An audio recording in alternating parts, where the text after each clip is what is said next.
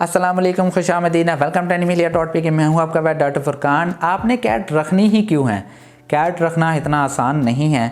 जब आपका कैट जब किटन एज के अंदर होता है, वो अगर 6 महीने से कम है, तो उस टाइम आपको उसके मसले मसाइल का इतना अंदाज़ा नहीं होता। उस टाइम वो बहुत ज़्यादा लविंग होता है, वो आपसे प्यार लेता है, आपके साथ शरारतें करता है और आपका काफ़ी हद तक दिल बहला के रखता है। लेकिन जैसे जैसे कैट बड़ी होती हैं, उनकी ज़रूरियात वैसे ही बढ़ती रहती हैं।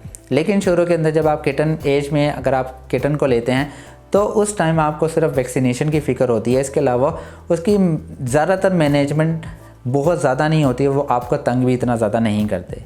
बहुत सारी चीज़ों के बारे में आपको बताऊंगा कि आपने मेल कैट लेना है या फ़ीमेल कैट लेनी है। First of all, male cat का जो साइज़ है वो हमेशा बड़ा होता है, फ़ीमेल का हमेशा साइज़ छोटा ही होता है। Second, urine marking. जब आपका जो मेल कैट वो अडल्ट होता है, उस टाइम वो जगह जगह यूरिन करना शुरू कर देता है। वो कुछ ऐसे फेरोमोन्स, कुछ ऐसी स्मेल फेंकता है जिसकी वजह से फ़ीमेल कैट्स अट्रैक्ट होती हैं। लेकिन फ़ीमेल कैट्स में ऐसा नहीं है। फ़ीमेल जब अडल्ट होती हैं तो वो बहुत ज़्यादा ज़ोर ज़ोर से आवाज़ें निकालती हैं और बहुत ज़्यादा रोलिंग करती हैं, बाहर जाने की कोशिश करती हैं। अगर देखा जाए, या तो आप स्मेल बर्दाश्त कर लें मेल की, अगर आप आवाज़ें फ़ीमेल की बर्दाश्त कर सकते हैं तो वो आपकी मर्ज़ी है। Next, life span.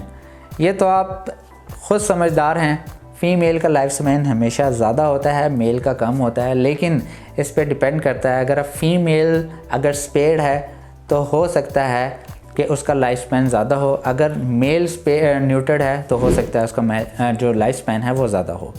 नेक्स्ट आ जाते हैं बिहेवियर एंड पर्सनैलिटी। देखा जाता है कि जो मेल कैट्स का बिहेवियर और पर्सनैलिटी होती है वो बेहतर होता है।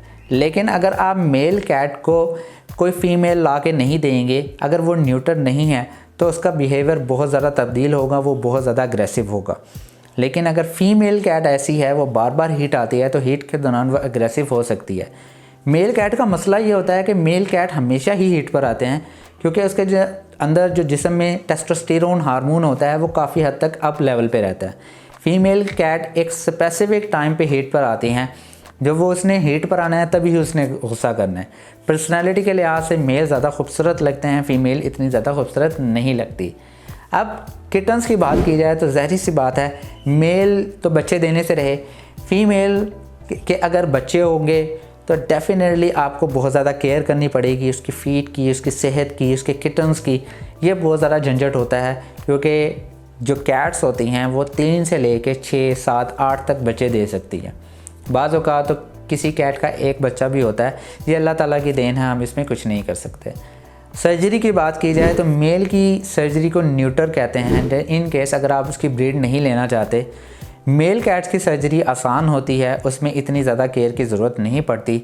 अगर फ़ीमेल की बात की जाए, फ़ीमेल में सर्जरी को स्पेइंग कहते हैं। इसमें यूट्रस और ओवरीज को रिमूव किया जाता है। इसकी सर्जरी थोड़ी कॉम्प्लिकेटेड होती है, ख़र्चा भी थोड़ा ज़्यादा होता है और इसके अंदर एहतियात भी कम से कम 5 से 8 दिन तक करनी पड़ती है।